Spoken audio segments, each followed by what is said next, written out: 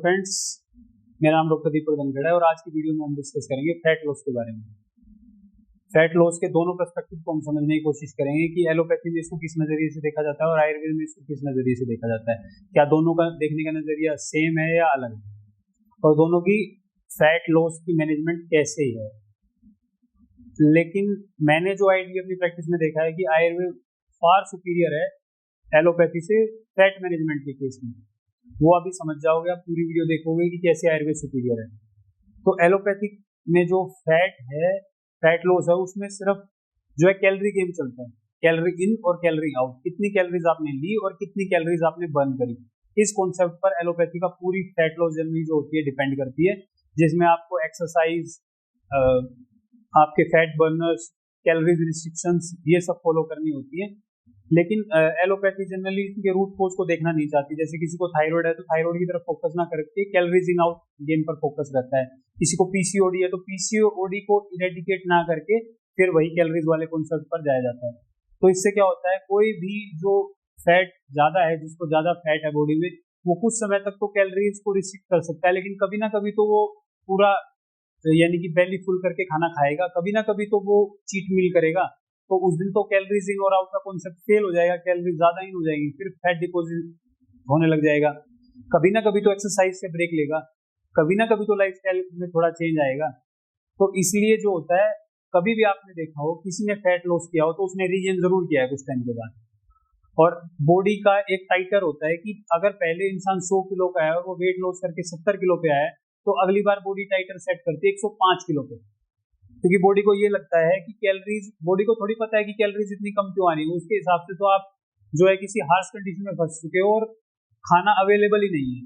तो ब्रेन को ये लगता है कि अभी आप 100 किलो के थे तो 70 किलो पे आके सर्वाइवल हुआ है, अब थोड़ा और फैट बॉडी में डिपॉजिट करो तो अगली बार ऐसी हार्श कंडीशन आए तो बहुत अच्छे से बॉडी उसको फेस कर पाए। तो कभी भी आप सोसाइटी में देख लेना, एक बार जिसने फैट लॉस किया है दोबारा उसने हमेशा गेन किया ही किया है, बशर्ते वो बहुत ही ज्यादा यानी जैसे कि दृढ़ निश्चय वाला ना हो, जो एक्सरसाइज को छोड़े ही ना, कैलोरीज इन आउट गेम को हमेशा फॉलो करता रहे। वो कर सकता है मैंने, लेकिन प्रैक्टिकली ऐसा करना जो है पॉसिबल नहीं हो पाता जनरली 99.9% केसेस में। अब आ जाते हैं आयुर्वेद में। आयुर्वेद में जो होता है, फैट को मेद बोला जाता है और इसको मेदो दुष्टि के नजरिए से देखा जाता है। और आयुर्वेद में खाली इसको जो है कैलोरीज इन आउट गेम माना नहीं गया है, इसको मेटाबॉलिज्म से भी लिंक किया गया है कि आपका जो है अग्नि कैसी है बॉडी की, दोषों की स्थिति क्या है, टॉक्सिन्स बॉडी में कितने हैं, सबके बैलेंस पर कोई अंडरलाइंग कोज तो नहीं है। उन सबको देख के फिर लाइन ऑफ ट्रीटमेंट डिसाइड की जाती है कि कैसे आपका फैट लॉस किया जाएगा। तो इसके लिए जो आयुर्वेद में श्लोक आया है वो है सिद्ध उष्णम लघु च अन्नम दोषायाम प्रशमाय वे, यानी कि सिर्फ जो होता है मेद रिस्पॉन्सिबल नहीं है, फैट रिस्पॉन्सिबल नहीं है, मेटाबॉलिज्म का भी बहुत बड़ा रोल है आपके फैट लॉस जर्नी में या फैट जो आपने गेन किया उसके पीछे। तो आयुर्वेद में हम क्या करते हैं, हम जो भी पेशेंट है उसके मेटाबॉलिज्म को बढ़ाते हैं, उसकी अग्नि को प्रज्वलित करते हैं, जो कफ दोष है उसको बैलेंस आउट करते हैं, लाइफस्टाइल मॉडिफिकेशन करते हैं, डाइटरी मॉडिफिकेशन करते हैं और साथ में हर्बल मेडिसिन भी देते हैं, और कुछ योगा इन्वॉल्वमेंट भी इसमें रहती है। और ये सब करने के बाद क्या होता है, जो आपने फैट लॉस किया है जनरली आप उसको दोबारा रीगेन नहीं करते, क्योंकि हमने आपके दोष लेवल पर जाकर काम किया है। अगर आपको पीसीओडी है तो पीसीओडी लेवल पर जाकर काम किया है, आपको थायराइड है तो पहले थायराइड को इरेडिकेट करने की कोशिश की है, फिर क्योंकि थायराइड डिसफंक्शन, हाइपोथायराइडिज्म का खुद एक सिम्टम है फैट गेन। तो जो हम फैट गेन पर फोकस कर रहे हैं और अंडरलाइंग कोज पर फोकस नहीं कर रहे, तो क्या होगा, रिलैप्स होगा ही होगा। तो इसलिए मैंने स्टार्टिंग में बोला था वीडियो में कि फैट लॉस जर्नी में आयुर्वेद फार सुपीरियर है एलोपैथी से।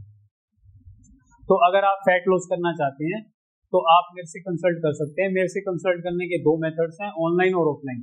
ऑनलाइन कंसल्ट करने के लिए आपको गूगल प्ले स्टोर पर हमारा ऐप है डॉक्टर दीपक धनखड़ के नाम से, उसे डाउनलोड करना होगा और वहां से आप अपॉइंटमेंट बुक करके जूम मीटिंग बुक कर सकते हैं और हम आपके केस को डिस्कस करके जो नेसेसरी चेंजेस हैं आपके लाइफस्टाइल में और जो मेडिसिन रिक्वायर्ड है वो आपके पास डिस्पैच करा देंगे और आप अपना फैट लॉस कर सकते हैं। iOS डिवाइसेस के लिए भी हमारे पास ऑप्शन है, उसके लिए आप हमारे क्लिनिक के व्हाट्सएप नंबर 9625400576 पर मैसेज करके बोल सकते हैं कि हमारा iOS डिवाइस है, तो आपके पास अपॉइंटमेंट बुकिंग वेबसाइट का लिंक भेज दिया जाएगा, वहां से डायरेक्ट बुक कर सकते हैं।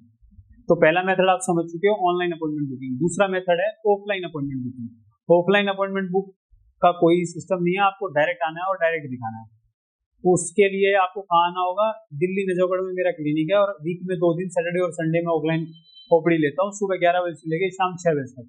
तो आप विजिट कर सकते हैं। और क्लिनिक की एग्जैक्ट लोकेशन अगर आपको डाउट है तो आप हमारे क्लिनिक के व्हाट्सएप नंबर पर कॉल या व्हाट्सएप कर सकते हैं 9625400576 पर, और एग्जैक्ट लोकेशन पता कर सकते हैं और मेरे से आगे मिल सकते हैं। आप सभी का इस वीडियो को देखने के लिए धन्यवाद।